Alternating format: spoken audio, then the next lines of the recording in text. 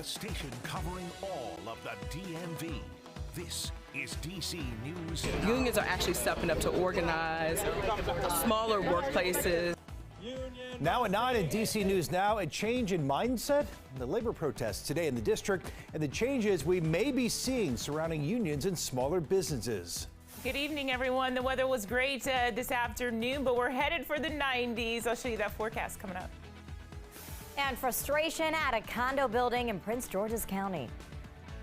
Water coming in through the air vent, and then after that, it's always been in my bedroom. A slow process to address water issues and the rising costs and damages one condo owner says he's now responsible for. And the start of Pride Month all across the DMV. We have a look at how some local officials are taking action and the first official Pride Month in Warrenton, Virginia. Hi, everybody. Thanks for joining us tonight at 9. I'm Chris Flanagan. And I'm Tasmeen Mahfouz. And hey, brace yourselves because we're going to see temps in the 90s tomorrow. That's right. Let's get right over to Chief Meteorologist Janessa Webb. So, Janessa, sunscreen, shades, and a whole lot of water. Definitely. Hydration is key, and hopefully you've already been getting started on that. We're seeing high pressure just taking over the region. We've been dealing with really some wonderful sunsets and sunrises. It's due to all that sunshine and clearing that's taking place, but also the wildfire danger, that haze in the sky is kind of helping for some beautiful conditions across the DMV. But we're headed for some warmer air, folks, that I want to prepare you for. That's going to be pretty stagnant across the region. We don't have a big wind flow associated with this high pressure, and so we have air quality concerns across the district and surrounding counties going into tomorrow. Right now at the 9 o'clock hour, still at a toasty 75 degrees. The farther you go into the tidal basin area, fluctuating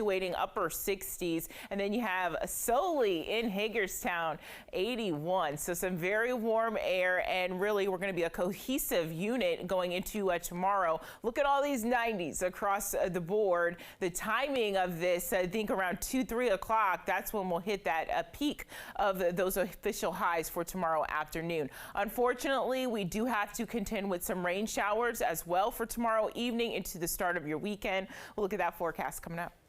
Thank you, Janessa. New tonight, the U.S. Senate is preparing to vote tonight on a debt ceiling deal. This after the House passed it last night.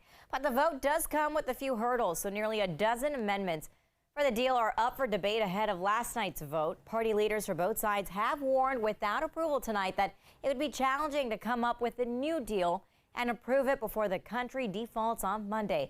Now, this is a developing story. We'll have the latest coming up in our next half hour. Also, all new tonight, a potential boycott now on the table for a chain of local cafes in D.C. Yeah, the union representing workers at Union Kitchen are in negotiations right now for a new contract. And it's just one of many places organizing in recent weeks. DC News Now's Daniel Hamburg attended the protest earlier today at the Eckington location. Yeah, he joins us now live here in studio. And Daniel, the union was officially recognized at 5 Union Kitchen locations in D.C. and Virginia last June. Well, Chris and Tasmeen, since then, United Food and Commercial Workers Local 400 Union has been trying to negotiate a contract, but claim there haven't been good faith negotiations until today. Union busting is disgusting. Workers organized this afternoon to encourage a boycott of Union Kitchen stores in D.C. We really didn't want to be here, but we're here, unfortunately, because the company has given us no other choice. According to union representatives, it wasn't until just before this press conference they say the company showed good faith, and so they agreed to hold off on a boycott for 2 weeks. They have fired or cut hours or disciplined or all of the above every single worker at the company who has become a public supporter of the union. The National Labor Relations Board found Union Kitchen guilty of 26 violations of federal law, and in February, Union Kitchen settled with the union, agreeing to pay $25,000 in back pay to improperly fired workers. We reached out several times to Union Kitchen, and they replied they do not want to talk on the record about the case or where they are in negotiations. I think workers have seen the difference, especially during the pandemic, of having union representation and not. And they said, I want a union too, I need a union. Now, we've seen this play out several times recently, including with nurses at George Washington University Hospital and workers at Moon Rabbit Restaurant at the Wharf, all trying to unionize, a move that on one hand seems to be setting a trend. More than 200,000 new union jobs were added last year, according to the Bureau of Labor Statistics. But on the other hand, in that same period, overall union membership nationally fell by 0.2%. Daniel Hamburg, DC News Now. All right, this all comes as the Supreme Court ruled against unionized drivers over a strike dispute. Washington State-based Glacier Northwest says the strike damaged the company's property. In an 8-1 ruling, the court says the union failed to take reasonable precautions to protect the company's concrete when that strike started.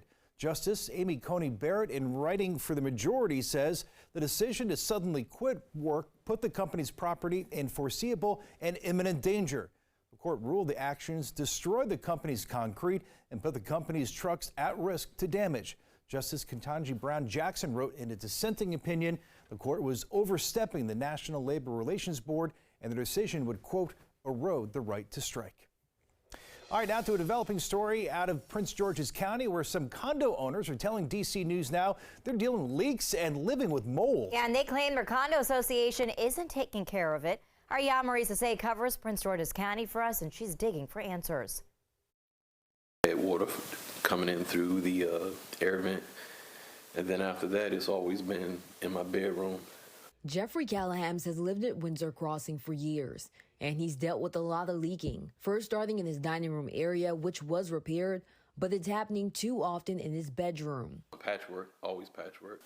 It'll start the leaking process all over again. He says it's coming from the roof and he wants the condo association to fix it. Replace the roof first and foremost, and from that take care of the ceiling in my bedroom, make sure that I don't have any mold issues. Another owner who did not want to be on camera said he struggled with mold after a leak. When he notified the condo association, it attempted to fix the issue, but the owner's contractors showed us it wasn't repaired properly, which could lead to the growth of more mold. The owner tells us now he's being billed for more than $1,700 worth of repairs from the condo association. Couldn't say for sure how long it's been an issue with regards to any, stuff growing. However, I mean, as long as those vents have been in that state, there's been, the weather and that problem has been developing. Now, we did reach out to the condo association and its lawyers, but we haven't gotten a response back just yet. Reporting in Prince George's County, I'm Marisa Say, DC News Now. And today marks the beginning of Pride Month, and for one Virginia town, the beginning of a new era. An era of celebrating a community that says has often been overlooked. Northern Virginia Bureau reporter Max Marcilla has a story from the Warrenton Horse Show grounds. It was a historic day. It was also really an emotional day for the people involved in organizing this event and the people who say they've wanted something like this for so many years. A moment years in the making, captured by emotional eyes and ready cameras. Though for too long we have fallen short on that promise, we have made and indeed continue to make great strides. Warrenton Mayor Carter Neville marking the first official Pride Month in the town of about 10,000. A celebration literally from head to toe for dozens of people who came to mark the moment at the Warrenton Horse Show grounds.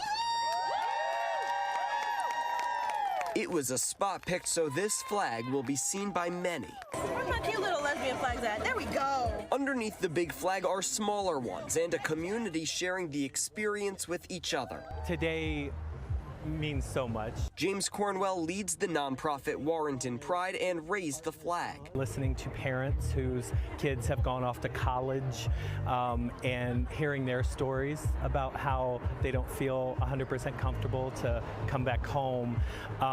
Today means a step in the right direction. That's an experience shared by Trey X, who's lived here for more than 3 decades. It makes me wonder, where was something like this 20 years ago? When I was a teenager, very closeted, very unhappy. And to see this now, it gives me hope for the future. The celebration continued despite a couple of people silently demonstrating across the street from where members of the LGBTQ+ community and allies absorbed the severity of this symbol. We're all a different, little bit of shade different, but we can all come together and make a gorgeous piece of art, which is our rainbow flag. I would want to not be afraid and just know that I wasn't alone. In Warrenton, Max Marcilla, DC News Now. And continuing our coverage of Pride Month, leaders around the region are pausing to recognize the significance. Now, for the first time, the Pride flag is now flying outside the John A. Wilson building. Mayor Bowser and others raised the flag this afternoon. And for the 5th time, Montgomery County hosted their flag raising ceremony, recognizing the start of Pride Month as well.